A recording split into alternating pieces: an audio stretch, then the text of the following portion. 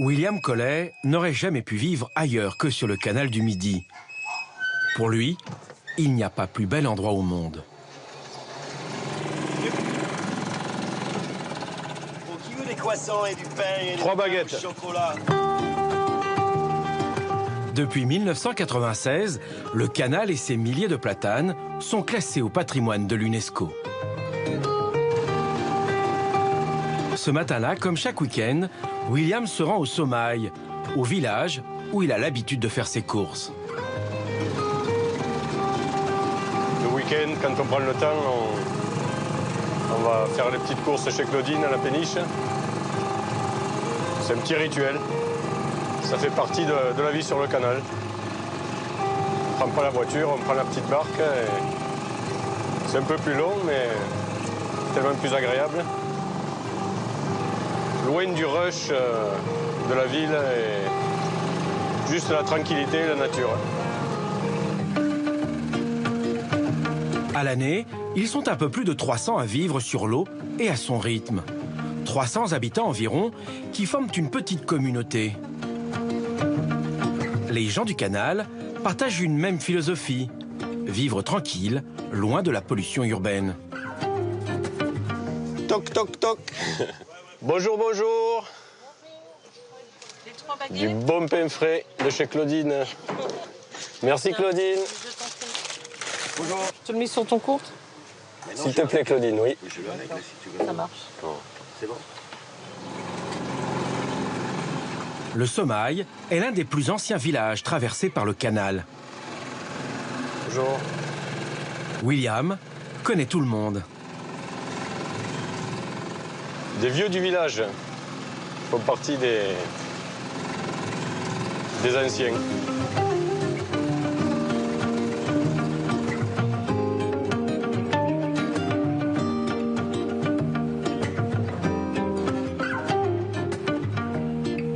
Sa maison flottante est ancrée à l'écart du village.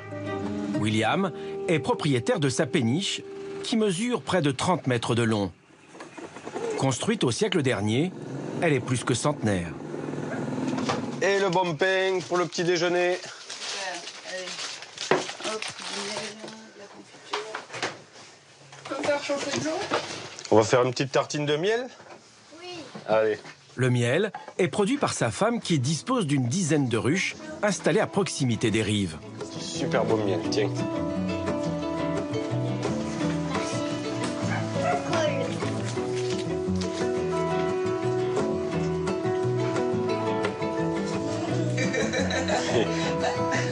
Le petit déjeuner à peine terminé, William doit déplacer sa péniche. Une opération délicate, car ici, impossible de faire demi-tour. Chacun est à son poste. Donc là, on va faire une petite manœuvre en marche arrière pour se mettre à quai. C'est une manœuvre un petit peu délicate avec un bateau gros comme ça.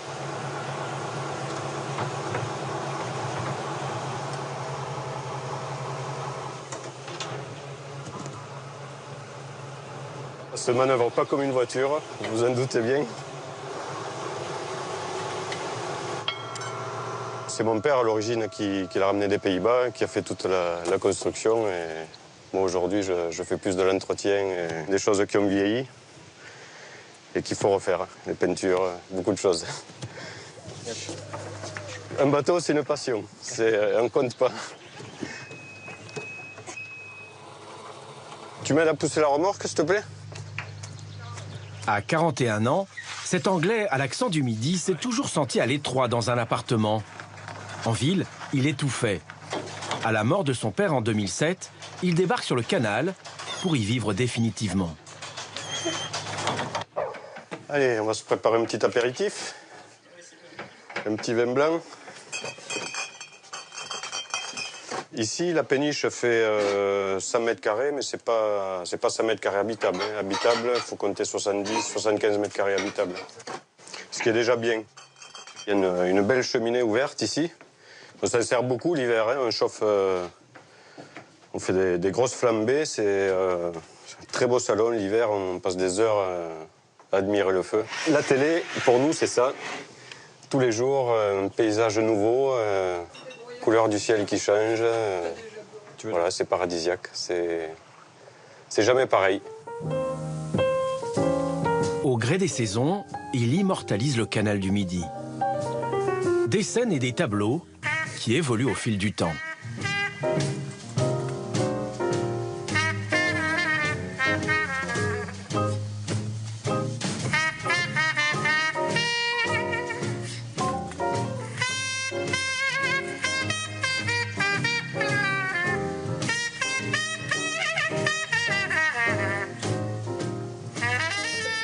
Tu veux de la tomate? Moi, je suis pas du tout dans ce type d'habitation-là. Je préférais être en ville, directement. Ah ouais? Ah oui, de loin. Pourquoi? Je sais pas, c'est peut-être aussi le fait d'avoir toujours vécu à la campagne, ou peut-être le fait que quand j'étais toute petite, on vivait près de la ville. Je sais pas, mais c'est un truc qui m'attire beaucoup plus. Et personne n'est obligé de suivre le chemin d'un tel ou des parents. Après, la roue tourne. Hein. Elle reviendra. Peut-être. Attention au chien qui ne mange pas la saucisse. Elle est coquine, cette Milka. Hein. C'est une très belle péniche, une vieille péniche. Et donc, c'est une péniche hôtel. Ils prennent des gens à la semaine pour faire des balades entre les Tonnes de Thau et Carcassonne, avec des visites guidées. Donc, il y a pas mal de péniches hôtels ici. Et qui sont plus dans l'esprit de découverte, proprement dit, du canal, plutôt que la course. 10 000 bateaux circulent en moyenne sur cette voie d'eau artificielle, essentiellement l'été. Le reste de l'année, la famille Collet n'est guère dérangée. Quand on part en balade, quand on a un peu de temps, qu'on peut vraiment partir naviguer, ça j'aime beaucoup, quoi. Ouais, c'est joli. Et puis les lumières sont très très belles. Vous allez passer votre vie sur le bateau? Bah j'espère, ouais.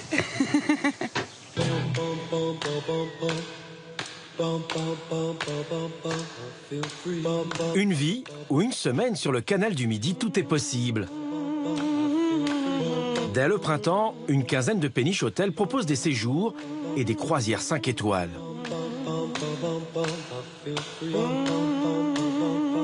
C'est au Sommail que l'on croise le plus souvent ces bateaux. Si ce village est aussi développé, il le doit essentiellement à cette époque où le canal du Midi transportait du fret et des passagers. Aujourd'hui, la clientèle a changé. Avec son mari, Lise dirige cet hôtel flottant. Alors vous êtes allé au marché et vous avez vu toutes ces belles choses.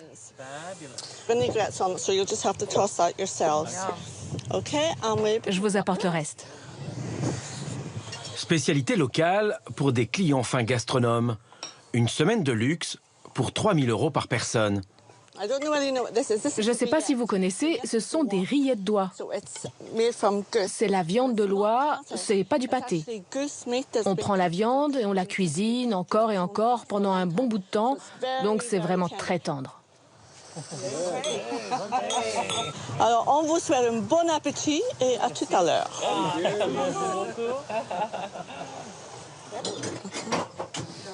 Si ces Australiens ont parcouru près de 11 000 km, ce n'est pas seulement pour le bon vin et la bonne chair. C'est très relaxant et c'est un très bel endroit du pays. C'est très intéressant du point de vue historique. Il y a du bon vin, tout est merveilleux. Très tranquille. J'adore ça. On travaille beaucoup toute l'année et c'est l'endroit idéal pour ne rien faire. Juste se relaxer et ne rien faire. C'est pour ça que nous sommes là. Pour la nourriture? Oui, pour la nourriture française.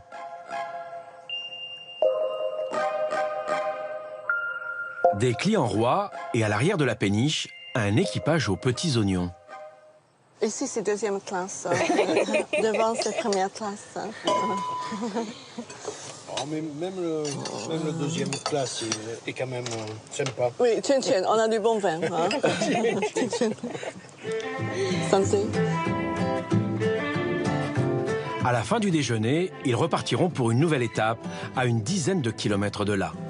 La péniche empruntera l'artère principale qui, en saison estivale, est parfois encombrée.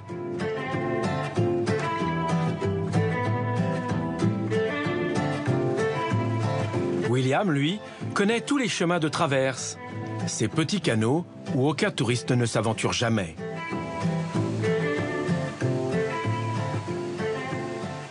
Là, on est sur ce qu'on appelle la rigole. Donc, c'est un petit bras qui a été dévié de la rivière Cesse et qui sert à alimenter le canal du Midi quand il manque un petit peu d'eau.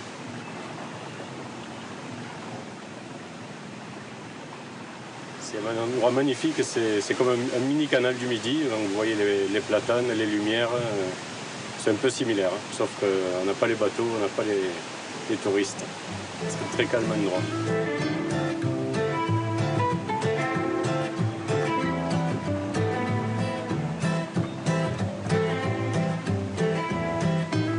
Willy le Bienheureux.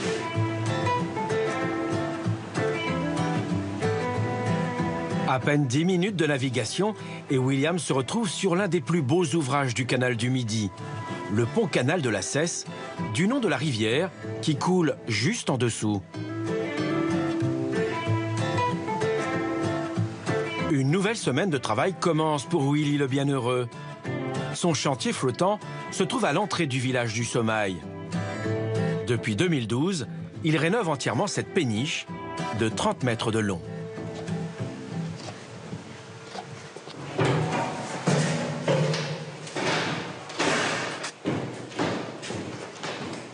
C'était une coque vide à l'origine et je reconstruis tous les côtés, un nouveau toit, des ouvertures, des fenêtres. Ça fait plus de 2 ans que j'y suis et là je vais commencer l'intérieur.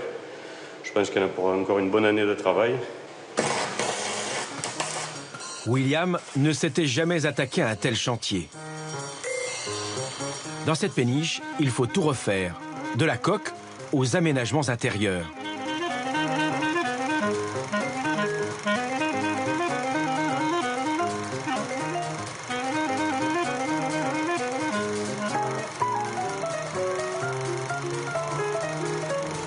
Un défi, mais pour lui, le jeu en vaut la chandelle.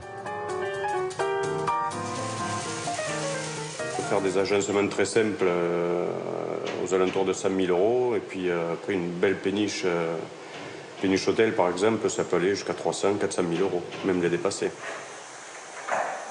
Pour transformer cette ancienne épave en péniche de luxe, Willy suit les plans dessinés par un architecte. Il travaille seul. Donc l'entrée principale par la marquise avec un escalier ici. Une cuisine, une petite toilette dans l'angle ici. Et ensuite, vous rentrez dans un couloir avec une première chambre d'amis à gauche pour 2 personnes. Et vous rentrez finalement dans la grande chambre ici. Donc il y a une autre cloison à ce niveau-là. Et cette grande chambre prend toute la largeur du bateau. Et au fond, un atelier. Un atelier avec une trappe. Parce que mon ami client aime les Harley Davidson et je vais lui construire une grue pour qu'il puisse descendre sa moto dans l'atelier. 3 ou 4 ans pour réhabiliter une péniche comme celle-ci. Sur le canal, c'est une histoire qui se répète ici et là. De belles histoires au long cours. Au Sommail, les clients australiens ont terminé leur déjeuner. 14h34, allez, on va démarrer. Je vais aller mettre en marche le vieux moteur. J'ai mon installation de démarreur électrique que j'ai fait moi-même.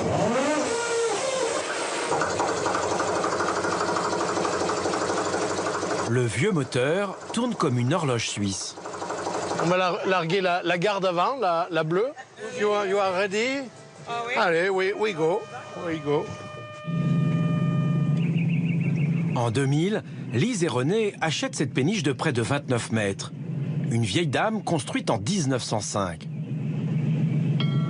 En 4 ans, les propriétaires donnent une nouvelle vie à celle qui, jusque-là, transportait des céréales dans le nord de l'Europe. Je suis né à Sète, j'ai toujours aimé les bateaux et j'ai toujours eu des petits bateaux de mer, des voiliers. Après, je suis passé mécanicien sur le canal du Midi pour des compagnies de location de pénichettes. Puis après, on a rêvé donc d'avoir notre propre péniche et puis on a acheté une vieille coque sur la région parisienne que l'on a retapée entièrement. René est à la barre Élise au fourneau. Ça vous tente quelques bulles avant d'arriver?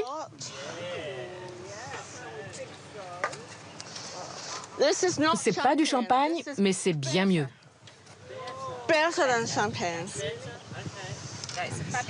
S'il y a près de 25 ans, Lise a eu le coup de foudre pour le capitaine du bateau, l'Irlandaise a aussi épousé la cause de ce petit coin de France.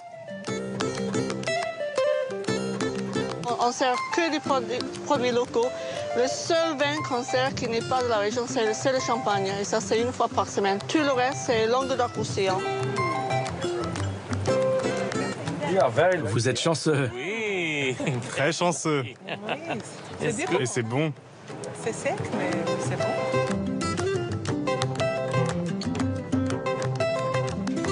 4 heures de navigation à 5 km/h en moyenne. Sur le canal du Midi, la vitesse est réglementée.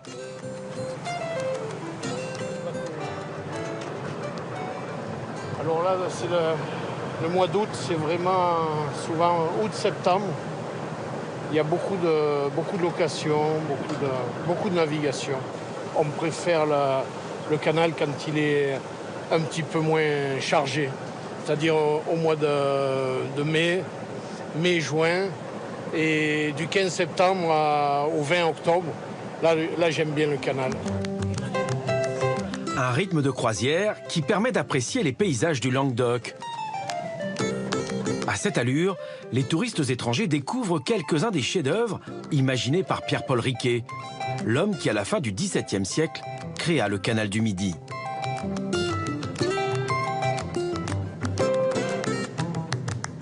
La péniche traverse ici le pont-canal de la Répudre, le premier du genre construit en France et le deuxième au monde.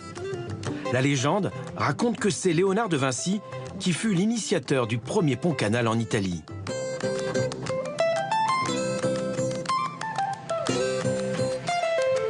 Près de 50 000 touristes étrangers en majorité empruntent chaque année cette voie d'eau. Un moyen original de voyager dans cette région. Mais au détour de l'un des nombreux virages que compte le canal, une mauvaise surprise nous attend. Nous arrivons ici à Ventenac en Minervois.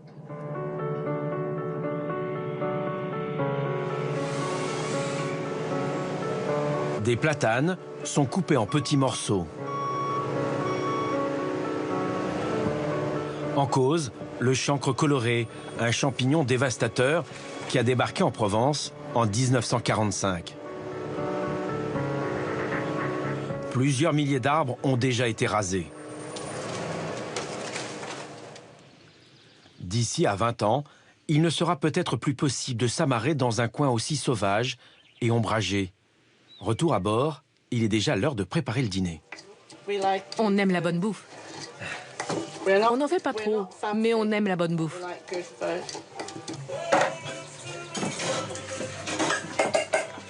Avant d'embarquer dans cette aventure, Lise travaillait dans les cuisines d'un relais et château. Une expérience qui lui permet de répondre aux exigences de ses passagers. Le fromage, c'est merveilleux. Ils ne peuvent pas en avoir à la maison, surtout les Américains. Ils aiment le roquefort, le fromage de chèvre, tout ce qui est au lait cru. Ils apprécient tout car ils n'ont pas l'habitude de cuisiner. Ce qu'ils aiment, c'est venir au marché avec nous, choisir les produits que nous leur préparons sur le bateau. C'est un plaisir.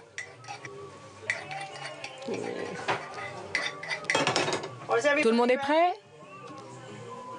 Moi, je suis prête dans 10 minutes.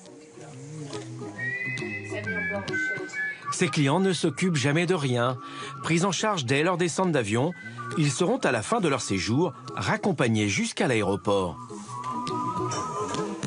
Une parenthèse d'une semaine au cœur des saveurs et des couleurs du Midi de la France.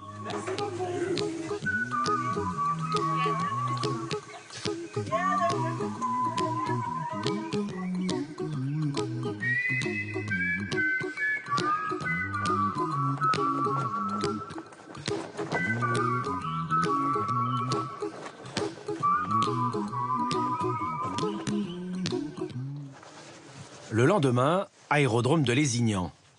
Bonjour. Philippe Calas s'apprête à survoler pour la deuxième fois cette année le canal du Midi.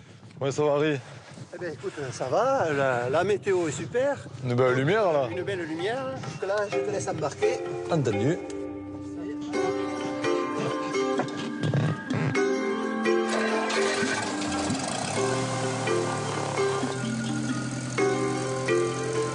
Nous voilà partis pour 2 heures de vol.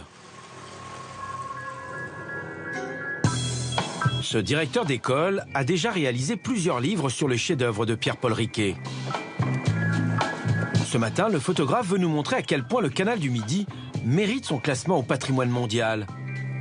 Plus ancienne voie d'eau européenne encore en activité, le canal est un trait d'union entre la Garonne et la mer. Il permet surtout de relier l'Atlantique à la Méditerranée. 240 km entre Toulouse et Sète. Il traverse des régions emblématiques de tout le Midi de la France. Il traverse les Corbières, il traverse le Minervois, et donc il traverse le Languedoc. Depuis Toulouse, le canal serpente entre la Haute-Garonne, l'Aude et l'Hérault. Il traverse également le pays cathare et sa cité incontournable.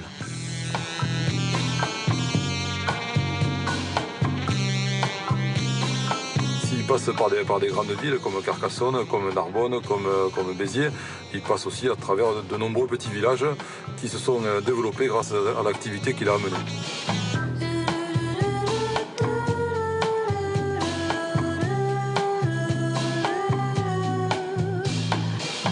Les villages ou les hameaux vivent pour beaucoup du vin et du tourisme.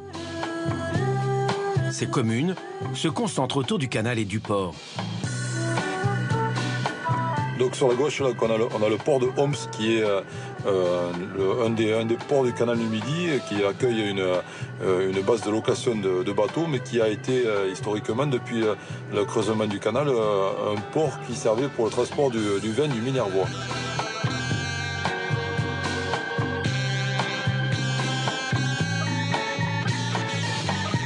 Un peu plus loin, nous survolons la ville natale de Pierre-Paul Riquet. C'est là où se trouve l'un de ses ouvrages les plus spectaculaires.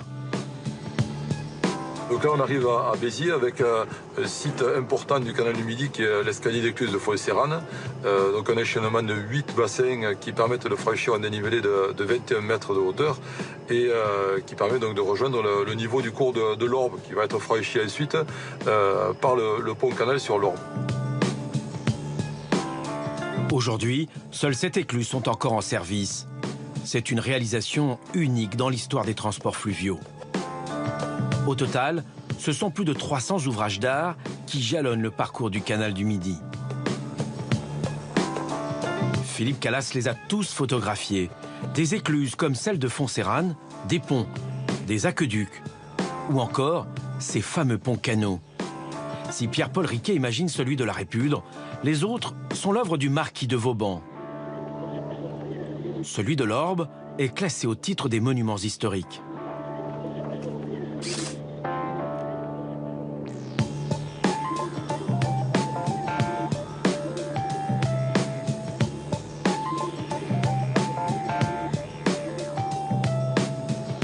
Un peu plus loin encore, c'est Marseillan, là où le canal finit sa course. Ici, à l'étang de Thau, une petite mer intérieure. La pointe des Onglouts est symbolisée par ce phare. C'est la dernière ligne droite avant l'embouchure et la Méditerranée.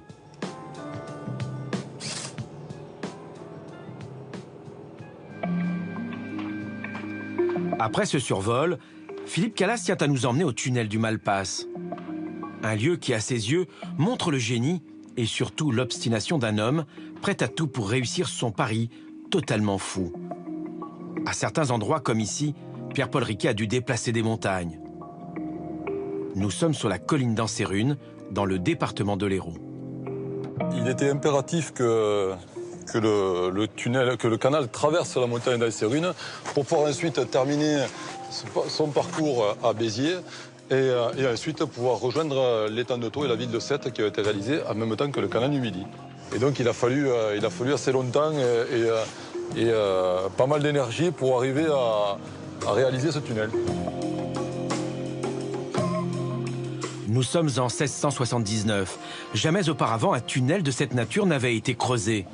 Un défi de taille et très vite, une impasse pour Riquet qui faillit abandonner là son projet. Voilà, et la difficulté majeure à laquelle a été confronté, c'est ce tuf, cette pierre, enfin, cette terre qui est compacte et en même temps qui est friable et qui a été très compliqué à creuser. Et d'ailleurs, c'est ce qui a occasionné ces concrétions, là, c'est les intempéries, en fait, le vent qui a creusé cette pierre de manière un peu aléatoire et qui a fait des dessins, des formes, des figures qu'on peut s'amuser à essayer de repérer. Dans le Languedoc, une histoire et des images de ce genre ne pouvaient qu'inspirer une nouvelle légende. Ces formes qu'on peut trouver dans la voûte m'ont inspiré une légende à partir du visage qu'on peut deviner dans la voûte de l'autre côté. Là.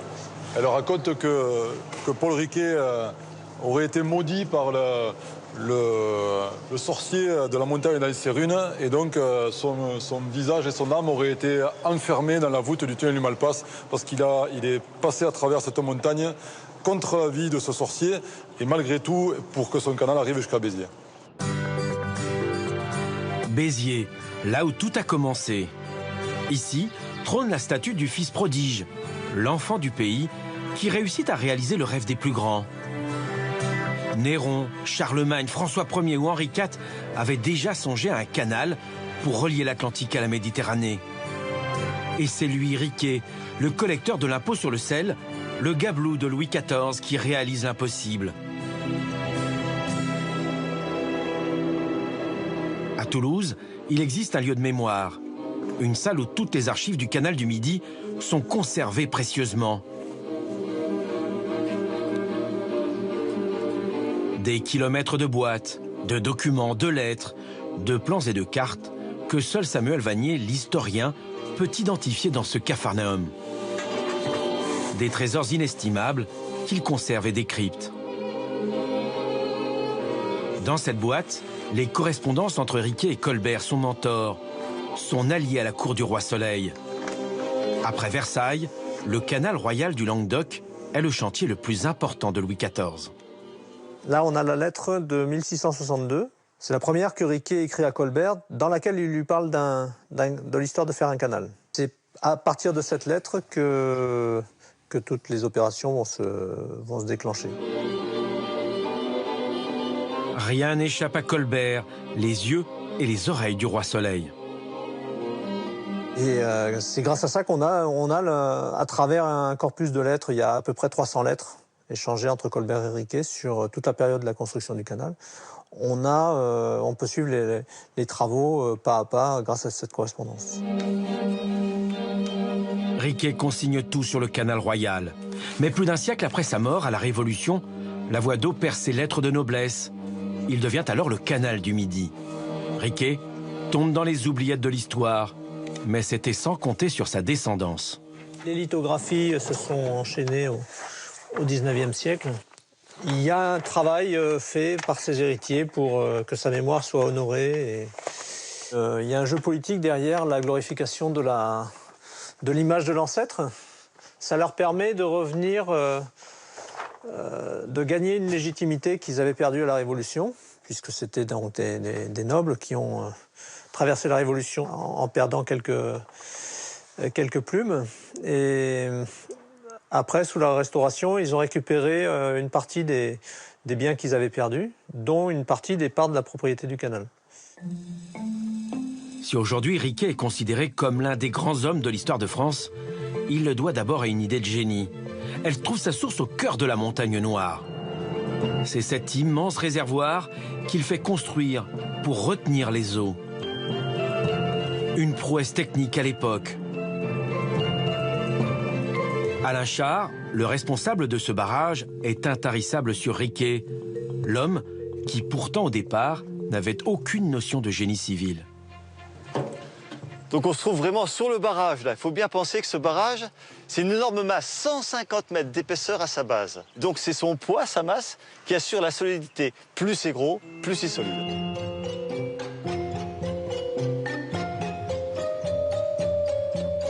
C'est formidable, quoi. Le génie de Riquet, il est ici, dans le secteur Montagne Noire, capter les eaux, les distribuer et les emmener vers le canal du Midi.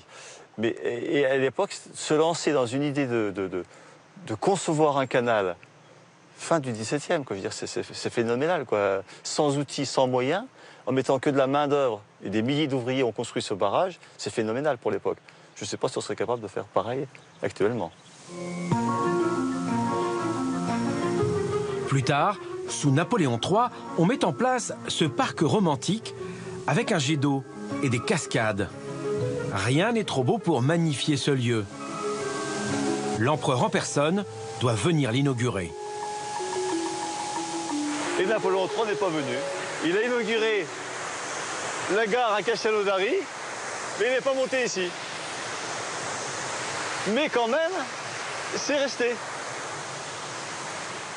Et on se dirige vers le barrage, vraiment la structure du barrage, juste à l'aplomb du mur aval qui donne accès aux galeries qu'on va pouvoir visiter. Nous entrons au cœur du système imaginé par Pierre-Paul Riquet.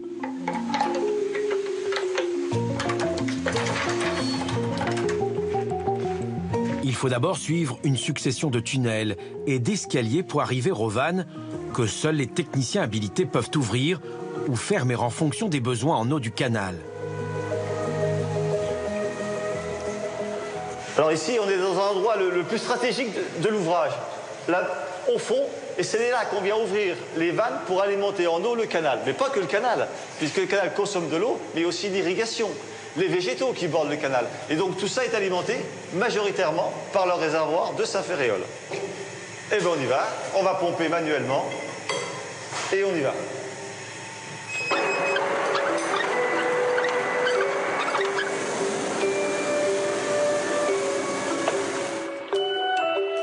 Ces vannes permettent au canal de fonctionner 24 heures sur 24, 7 jours sur 7. Pour comprendre comment s'effectue le partage des eaux entre la Méditerranée et l'Atlantique, il faut se rendre 40 km plus loin.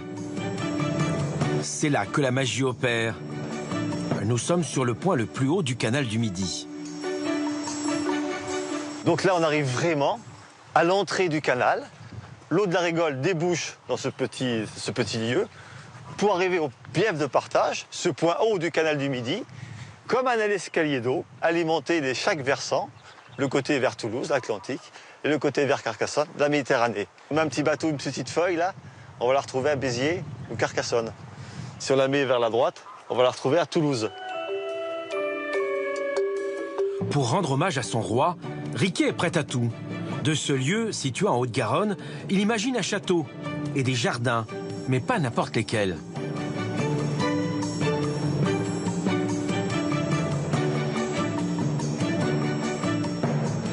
À l'époque de Riquet, ce grand parterre avec les platanes, toute cette arborescence, était la réserve du canal du Midi, était en fait le bief de partage.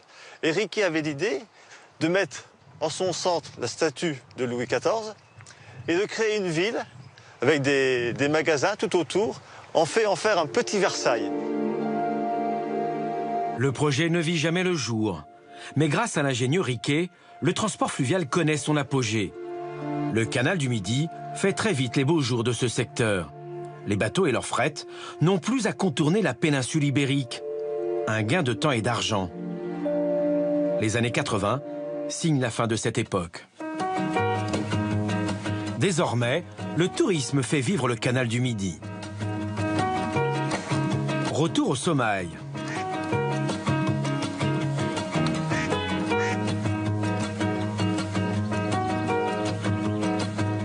Il est 7h30.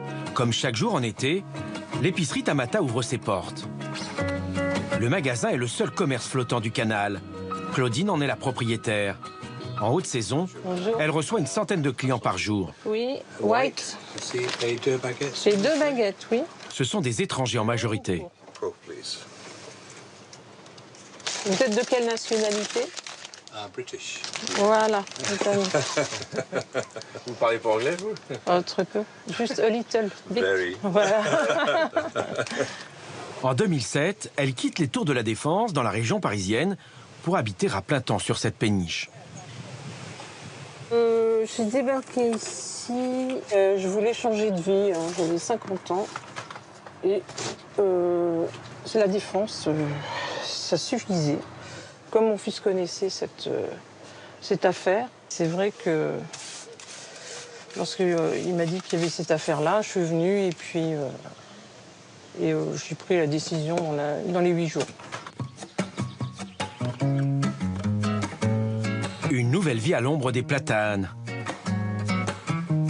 Sur les rives du canal entre Toulouse et Sète, Claudine n'est pas la seule à avoir changé de vie du jour au lendemain.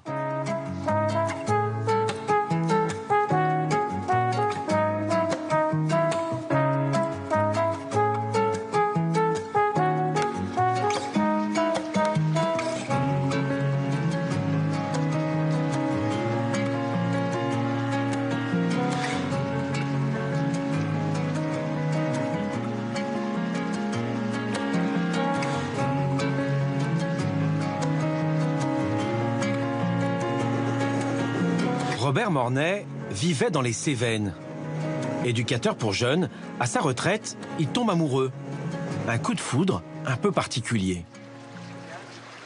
Ce bateau était magnifique et je suis tombé amoureux de ce bateau, donc d'une gravure. J'ai cherché les plans pour le reconstruire et j'ai construit tout seul.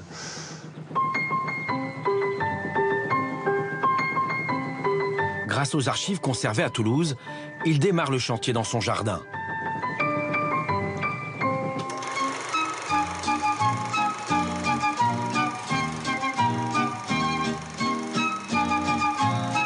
Il passe des centaines d'heures à découper, percer, clouer, coller, cintrer ce petit navire de 15 mètres et de 20 tonnes.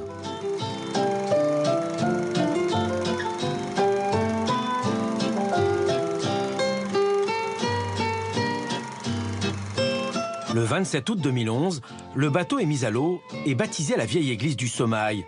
Son rêve, complètement fou, devient réalité. Considéré comme un original, mais bon, si tous les fadas étaient comme moi, il n'y aurait personne dans les hôpitaux psychiatriques. Donc, voilà. Vous, votre folie, c'est d'avoir reconstruit ce bateau. Oui, et puis de le faire vivre. Je ne veux pas que le canal du Midi soit musée. Je ne veux pas qu'on le surexploite sur un plan touristique. Il a une autre histoire. Il y a l'histoire de la voie d'eau, il y a l'histoire de ces bateaux, parce qu'il y avait beaucoup de bateaux sur le canal du Midi, et tous identitaires, et qui ont tous disparu.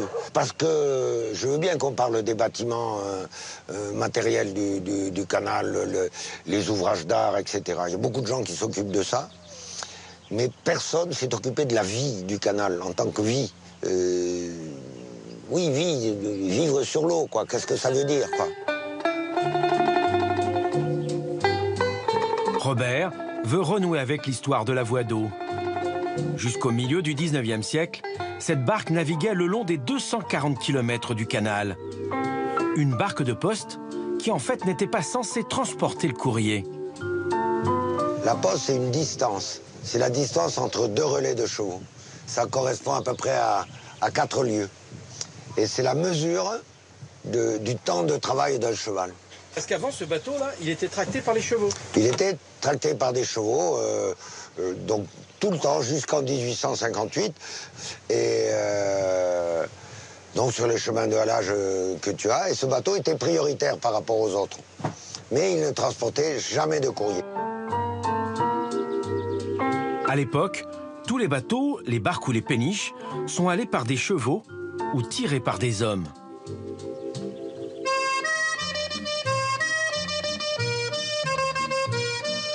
Les barques de poste, elles, transportent jusqu'à 100 000 personnes par an. Mais en 1858, à l'avènement du chemin de fer, il n'en reste qu'une dizaine. Puis elles disparaissent. Le plus beau couple du canal, c'est nous. Ah, c'est nous. Ah, c'est nous, c'est nous. Robert Mornay définit sa barque de poste comme une maison de pays itinérante ou un musée vivant. Dès le printemps et jusqu'à la fin de l'été, il accueille des centaines de touristes et des enfants des écoles de la région. Venez à l'intérieur, je vais vous accueillir dans la première classe. Et à l'endroit où je suis ici, c'était le bureau du receveur. Et en fait, on prenait vos bagages et on les pesait avec une balance romaine. Dès qu'il y avait un surpoids, il y avait un supplément.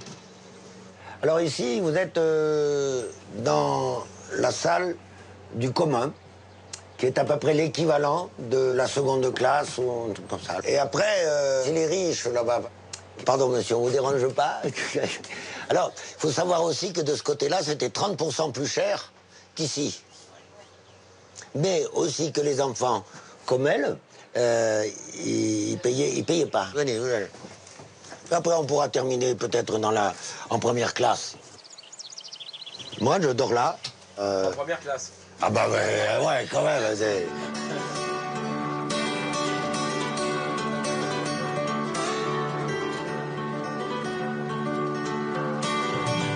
Sur le canal, les habitués connaissent tous Robert. C'est un peu la mémoire des lieux. Grâce aux nombreux documents qu'il a pu retrouver, il fait revivre toute une époque. Jusqu'à cette petite surprise qu'il réserve toujours à ses passagers.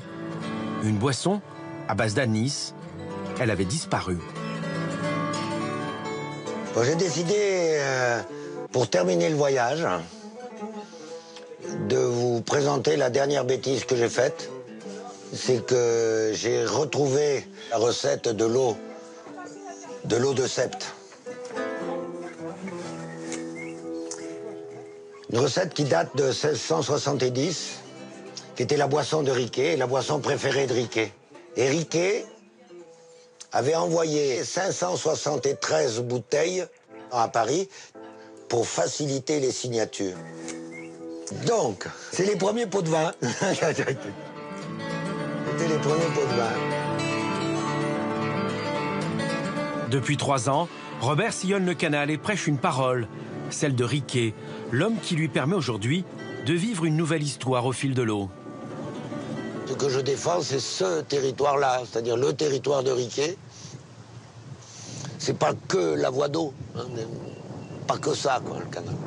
C'est un esprit, le canal, c'est un esprit.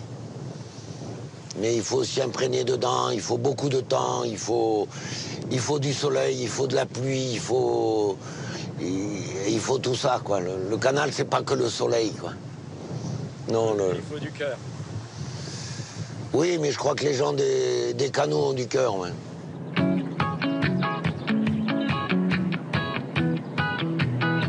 Pour une aventure aussi authentique, Robert est accompagné de bénévoles comme Xavier ou Violetta, fille et petite-fille de marinier.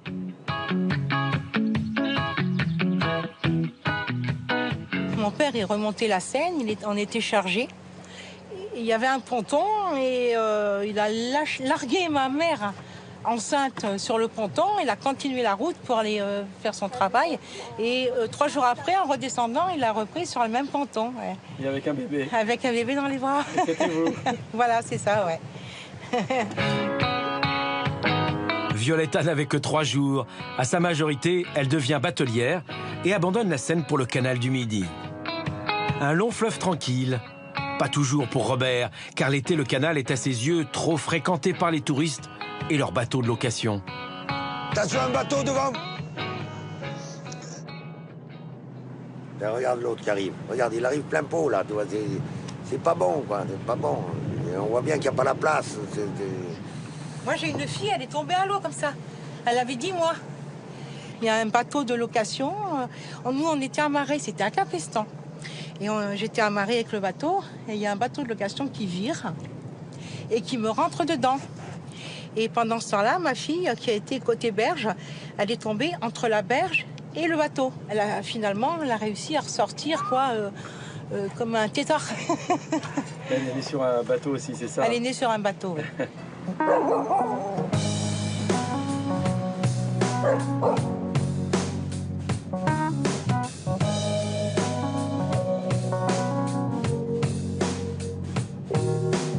Si pour Robert, le canal du Midi est un état d'esprit, c'est aussi un moyen de revendiquer un patrimoine gastronomique. Depuis près d'un siècle, 3 villes du canal se disputent la paternité d'un plat typique. Toulouse, Carcassonne est celle qui se définit aujourd'hui comme la capitale mondiale du cassoulet. Castelnaudary.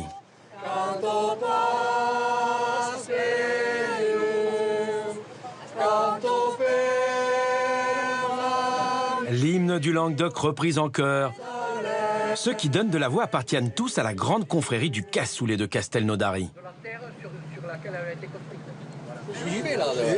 Ces défenseurs en tenue d'apparat sont avocats, commerçants ou anciens internationaux de rugby. Ici, interdiction de parler des villes rivales ou des boîtes de conserve. Le cassoulet est un sujet très sensible. Il est à peine 11 h, première écluse et première pause gastronomique. Allez, hop! C'est prêt! Le petit déjeuner est prêt, vous pouvez venir. Ici, nous sommes dans le pays de Cocagne, nous avons de tout. Et il serait vraiment préjudiciable d'aller ailleurs. Donc, nos charcuteries, elles sont d'ici. Nos rillettes de canard, elles sont d'ici. Et notre vin, il est de la Malpère, c'est-à-dire d'environ 30 ou 35 km. Donc, nous avons tous les produits rêvés pour bien manger et bien vivre. Pâté, rillettes, saucisson et un petit moment d'inattention. La balade s'interrompt. La péniche est bloquée. Nous sommes envasés. Heureusement, la confrérie compte dans ses membres un cadre des voies navigables de France. Un coup de fil peut débloquer la situation. Là, je viens d'appeler l'éclusier là pour qu'il ouvre la vanne à Nourouz là, pour pouvoir mettre de l'eau en quantité, pour pouvoir remonter le niveau du biais de partage. Voilà. Ça va nous sauver des eaux. On va mettre de l'eau. On va mettre de l'eau dans le canal. Heureusement que t'es là, toi. Voilà. Ça va s'en sortir, hein, c'est comme ça sur le canal. Vous gardez espoir, hein, toujours. C'est bon, on y est arrivé là. Bravo, capitaine! Bon, merci beaucoup pour les applaudissements. Voilà. C'est que vous préférez Ah mais non, mais c'est quand même bien. Et dis-moi, combien ça va coûter à l'État ça? De toute l'eau qu'on a mis là, gratuitement. Nous sommes fui des naufragés. Nous avons sorti des récifs. Une petite heure pour se dégager et il est déjà temps de repasser à table. Il manque juste le plat principal. C'est ici qu'on va nous amener le plat divin qu'est le cassoulet. Donc c'est un moment de choix et sur lequel nous ne transigeons pas. Surtout, il faut que le cassoulet soit chaud. Très important. Chaud, onctueux et les haricots qui soient fondants dans la bouche. Préparé dans les cuisines du restaurant de Georges Goutte, il arrive en fourgonnette. Nous voici réunis pour un moment historique qui est la première fois que nous mangeons du cassoulet sur une péniche. Comme le faisaient les coches d'eau à l'époque, et plus particulièrement le coche d'eau qui s'appelait la Dinée, qui servait du restaurant de Toulouse à Sète. Alors en quelque sorte, nous revenons 200 ans en arrière pour vivre un moment historique. Si le grand maître de la confrérie évoque l'histoire, c'est pour mieux revendiquer la paternité du cassoulet. Ce plat, dont la base est constituée de haricots blancs, un légume importé par Catherine de Médicis, comtesse du pays lauragais. Cette terre est située sur la commune de Castelnaudary.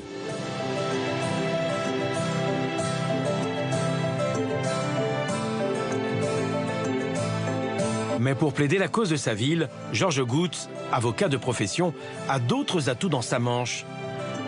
C'est derrière ces murs que le premier cassoulet est né à l'occasion du siège de la ville de Castelnaudary par le prince noir. Le seigneur, qui n'avait plus de vivres, a invité tous les habitants de Castelnaudary à amener les ingrédients qu'ils avaient encore en leur possession. Mais c'était pendant la guerre des 100 ans, c'était pendant la guerre de 100 ans. C'était il y a quelques siècles. C'était il y a quelques siècles. C'est pour ça qu'historiquement, le cassoulet de Castelnaudary est le cassoulet de Dieu le Père.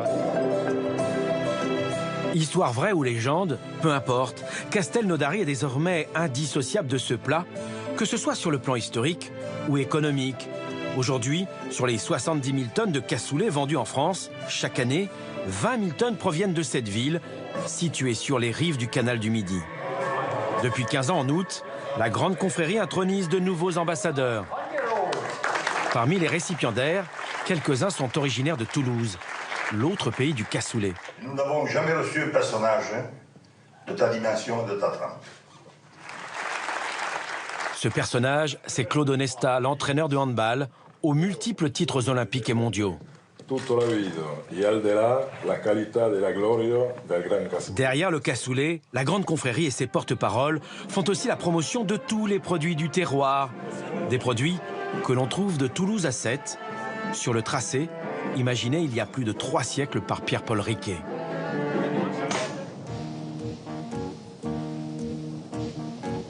Le canal du Midi, une balade gourmande de près de 240 km à travers un patrimoine exceptionnel et classé parmi les plus belles réalisations de l'homme.